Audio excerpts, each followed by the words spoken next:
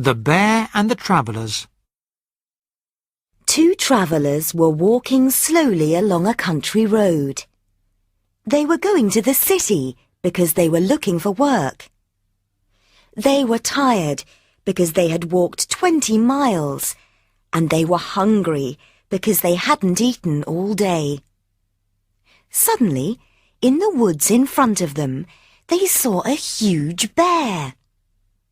The men were terrified. One of them ran away, climbed a tree, and hid. The other man fell to the ground and pretended to be dead. He had heard that bears don't like eating dead meat. The bear came towards him. It bent down, sniffed him, and whispered something in his ear. Then it wandered away. After the bear had gone, the other man came down from his tree and went to see how his friend was. He wanted to know what the bear had said to him. "The bear gave me some advice," said his companion. "He said, next time you go on a journey, travel with someone who won't leave you at the first sign of danger." The moral of this story is, choose your friends carefully. The Boy Who Cried Wolf. Once upon a time, there was a shepherd boy who looked after the sheep in the hills near his village. He thought his job was very boring. One day, while he was sitting under a tree, he had an idea. He decided to have some fun.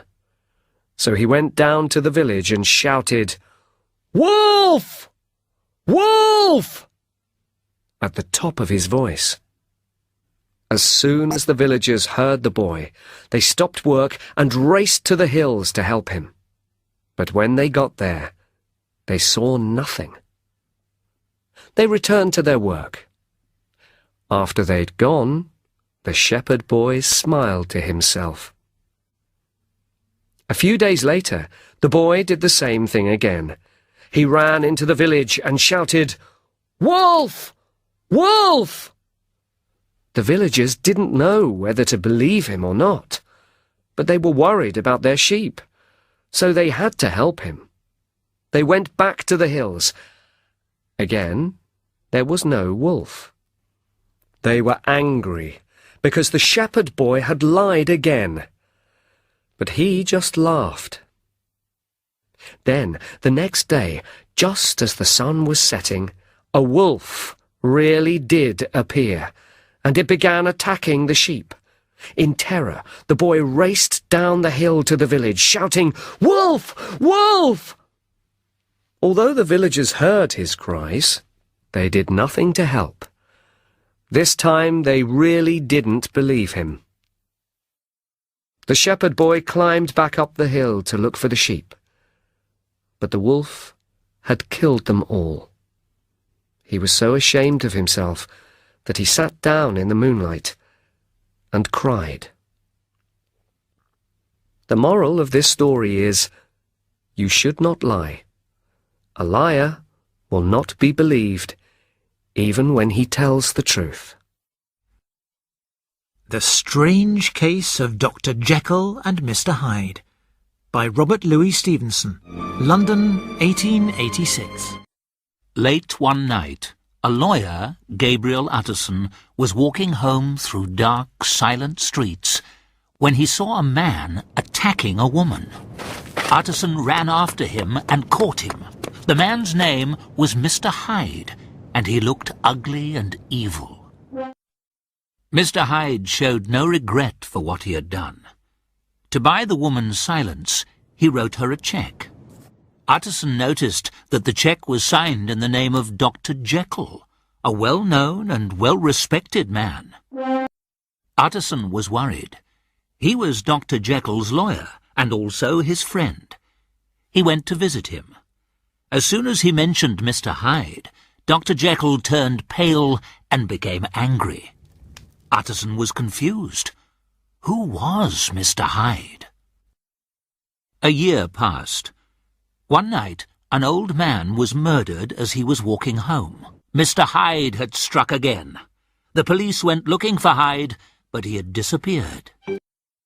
Again, Utterson went to visit his friend Dr. Jekyll. He suspected that Dr. Jekyll had helped Mr. Hyde to escape. When questioned, the doctor replied in a strange, wild voice that Mr. Hyde had gone forever. Over the next few weeks, Dr. Jekyll's behaviour became more and more unusual. He locked himself in his laboratory and refused to open the door. His servants were worried.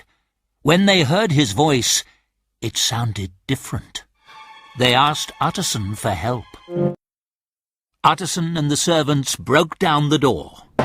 Mr. Hyde was lying dead on the floor. He had taken poison. But why was he wearing Dr. Jekyll's clothes? And where was the doctor? Were Dr. Jekyll and Mr. Hyde one and the same person? On the desk was a letter addressed to Mr. Utterson. In it, Dr. Jekyll tried to explain himself. He said he believed that inside every human being there was a good side and an evil side. Jekyll had created a potion. When he drank it, his whole body changed. The good, kind doctor became cruel, ugly, and evil. He called this other man Mr. Hyde. To change back, he had to drink another potion. But after a time, Jekyll found that he liked changing into Mr. Hyde. He enjoyed being bad. He became more and more violent and cruel. He took pleasure in hurting innocent people. Finally, Dr. Jekyll couldn't control Mr. Hyde anymore. He began to change into this monster, even without taking the potion. Jekyll hoped and prayed that Hyde would disappear, but Hyde always returned. The potion to turn Hyde back into Dr. Jekyll no longer worked. It had lost its strength. Dr. Jekyll could no longer get rid of the evil Mr. Hyde. He had to kill this monster. But to kill Mr. Hyde, Dr. Jekyll also had to die.